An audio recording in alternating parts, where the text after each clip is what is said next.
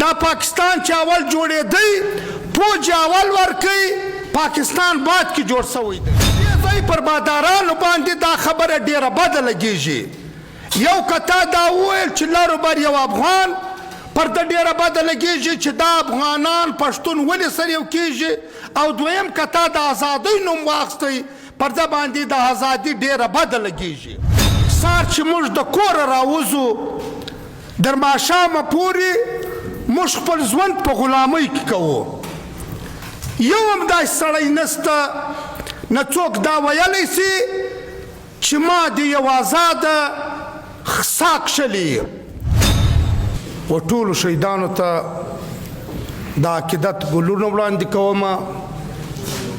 دا نن ورځ د عارف شهید کلین دی سټیج سیکریټري ورته ته وویلې چې چکچکې مه کوئ، نو د تاسو څخه خواستی چې چکچکې نه وکئ.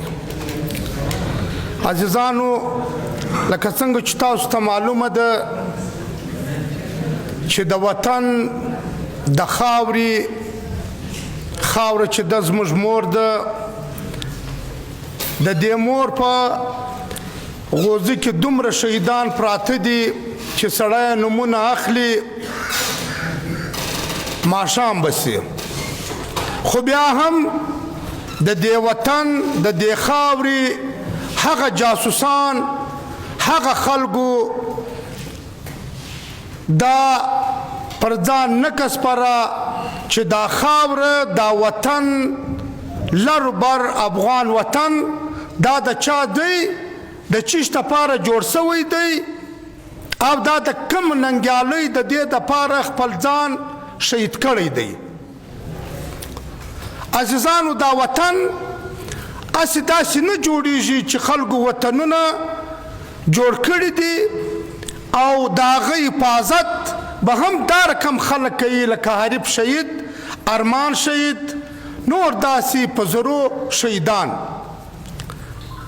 او خلکو ته و ځوانانو ته دا در اوسه نه ده معلومه چې ازادي څه شی ده، ولې په دې چې موږ ګرد عمر په غلامۍ کې تېر کړی دی. که ته یې اندازه ولګوئ سهار چې موږ د کوره راوځو در ماښامه پورې موږ خپل ژوند په غلامۍ کې کوو. یو هم داسې سړی نسته نه څوک دا ویلی سي چې ما د یو آزاده سا کښلې. نو زه بیا د کوره د را شروع کړم، هر سړی چې سهار که په پښو راوځي، که پر سایکل راوځي، که پر موټرسایکل راوځي، که په موټر کې راوځي، ما ته د یو هم داسې سړی دا مثال راکړي چې زه یا کوټې له تلم، یا پښین له تلم، یا لورلایي له تلم، یا ژوب له تلم، ما ته په لاره کې یو تورلنګی نه و ولاړ، او د ما سې دا پوښتنه نه وکړله چې ته د کومې خوا رالې او چیرې ځې. دا درګور د لوی د غلامۍ یو نشانه ده. دویمه خبره عزیزانو، د دهغه کوره څخه چې سړی شروع کړي بیا در ماښامه پورې تا در ننه پورې ما ته یو څوک دا مثال نشي راکولی چې هغه انسان دی پر خپل طبیعت او پر خپل چې دی څنګه ژوند کوي هغه رقم دی کړی. ولې په دې چې دا وطن دا پاکستان چې اول جوړېدی پوج اول ورکوي پاکستان بعد کې جوړ سوی دی. او بیا یې وقایت اعظم ته دا هم ویلي ولو، وقایت اعظم ته دا ویلي ولو چې موږ و تا ته یو څه خلک درکړي دي. بیا قایت اعظم دا وویل چې هغه خو ګرده کوټې سکې دي، او هغه کوټې سکې تر ننه پورې پر موږ باندې مسلطه دي. نن هم کې باعث خاندان بولې، کې دا کوټې سکې بولې، او که دا د حکومت جاسوسان یې بولې، دا نن هم پر دې ملک باندې قابض دي او د دوی بالادستي سته. نو پی ټي ایم چې په کوم لړ کې جوړ سوی دی د شپږو کالو په لنډ مزل کې پی ټي ایم دا غواړي او پی ټي ایم به دا کوي ستوی پر توسط سره د ځوانانو په همت او د ځوانانو په طاقت سره هغه به د خپل وطن د خپل د بچي د سباوون دپاره او خپل د سپینږیري خپل د خور د مور د حفاظت دپاره به د وطن ازادي اخلي. که موږ خپل ازادي نه واخلو زموږ نوی نسل زموږ راروان نسل بل نسل به ګرده غلامان وي. ولې په دې باندې چې موږ درننه هم د ازادۍ خوب موږ ازادي لیدلې نه ده چې ازادي څه شي ده. د ازادۍ مثال ته د یو مرغه څه واخلئ. سهار وختي که څوک پورته کېږي دا بلبل چې دی بلبل سهار وختي ډېرې نارې ویي او بلبل یواره په یوه درخته کې کښېني بیا په بله درخته کې کښېني دی نارې ویي. دا د ده ازادي ده. پښتون قام درننه ازادي لیدلې نه ده. نو در دې دغه پورې چې زموږ چې کوم د عارف شهید رقم زموږ ته چې کوم خلک جلا سولو او زموږ کوم خلک چې شهیدان سوي دي هغه د ازادۍ دپاره شهیدان سوي دي چې هغه د دې خاورې د دې ولس دپاره ازادي راوړله.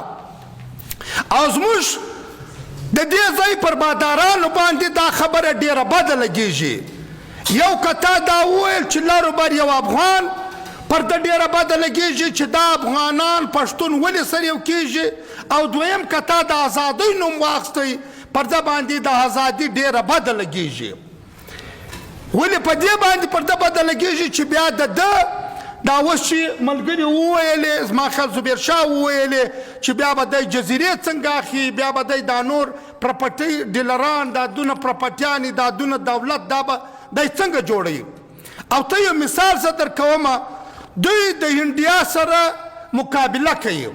اوس د سارسې پر ټي وي باندې یو شی شروع دی یو چې شي ورته وایي دغه جوړ کړي نن چې شپوږمۍ نه موږ ځو هغه هم خپل یې نه دی جوړ کړی.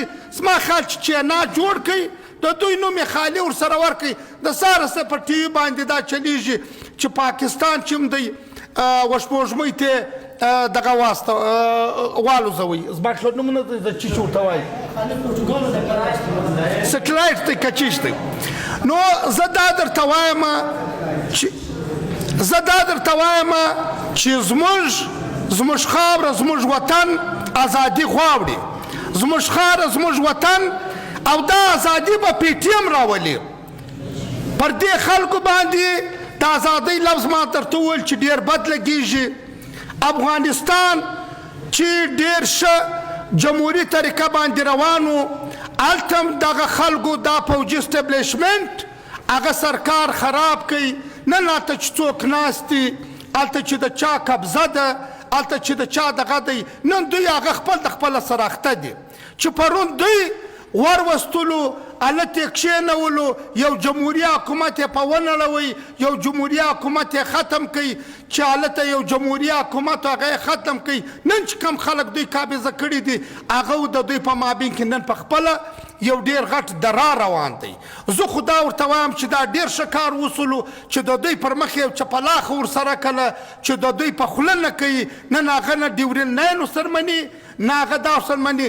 ګوره په دې وطن کې دوې مسلې چې دي دا د روز اوله څه هغه دغه یې پرتې دي چې پاکستان نه و د پاکستان د قیامه پاکستان مخکې چې باچا خان چې دلته د کم وخت چې دلته دغه کېدی چې باچا خان دا ورته ویلې چې ریفرنډم کېدی چې دلته د درې پیټۍ کښېښول سي. یو دی د پښتونستان په نامه کښېښول سي او یو کې جنایش دی یو کې دغه ایش دی دا د کښېږدي. خو دوی د باچا خان سره دا خبره نه ومنله. لیکن در ننه پورې د غټ پښتونستان خبره او د ډیورین لاین خبره هغه رقم پرته ده. دا د ختم کېدو والا نه ده چې دا د ختم سوي یا دا د ختم کېږي. غټ پښتونستان لراوبر افغان وطن او ډیورین لاین دا پښتانه د ننه نه منلی دی نه مني. د دې لنډ مثال دا دی په چمن کې د شپږو میاشتو څخه یو دنده ناسته ده. د دې خو لوی مثال دا دی چې هغه مخامخ دا ورته وایي چې زه ستا ډیورین نه منم. دا یو جلا خبره ده چې دوی به یا زور کوي یا به زبردستي کوي یا به دغه کوي. دویمه خبره دا ده عزیزانو، ستا په تاریخ کې، ستا په کلتور، ستا په دغه کې، نن ستا په اسکول په نصاب کې تا ته ستا کابرین نه درښیي او تا ته ستا د کابرینو نومونه ختم کړو. ستا کابرین ورځ په ورځ اوس موږ دلته خبره سر کوله چې موږ د ننه پورې پښتو سمه نه سو ویلی، موږ اردو ویلی سو، موږ پښتو نه سو ویلی. ولې په دې باندې چې موږ ته په خپله مورنۍ ژبه کې تعلیم نه کوي را، چې کم کام چې په خپله مورنۍ ژبه کې تعلیم نه وکړي هغه به ترقي څنګه کوي، هغه به پرمخ څنګه ځي. د دنیا قومونه چې پرمخ تللي دي، د دنیا قومونه چې نن ترقي یافته ملکونه دي، هغه په دې باندې دي چې هغه په خپله مورنۍ ژبه کې تعلیم کړی دی. نو دا د تا سره ډېر غټ دغه دی، ناوخته دی، مشران نور هم ناست دي او زه غرسني ته د غرسني دا ګردو د کوټې ضلعې ته یوه کارکون ته ډېر داد ورکومه چې ډېر عمر بعد دا زه منمه. لیکن داسې موږ دوی خاموش سوي په روزه کې موږ ډېر پروګرامونه وکړو، لیکن بیا هم تیار ورته زه سور سلام کومه چې کومه ورځ چې یو کلیني یا یو بله داسې خبرې د پی ټي ایم ځوانان ویشتي او راوځي، دا خلکو ته ورښیي چې موږ د خپل وطن د خپل خاورې په نګ باندې ولاړ یو. ډېره مهرباني.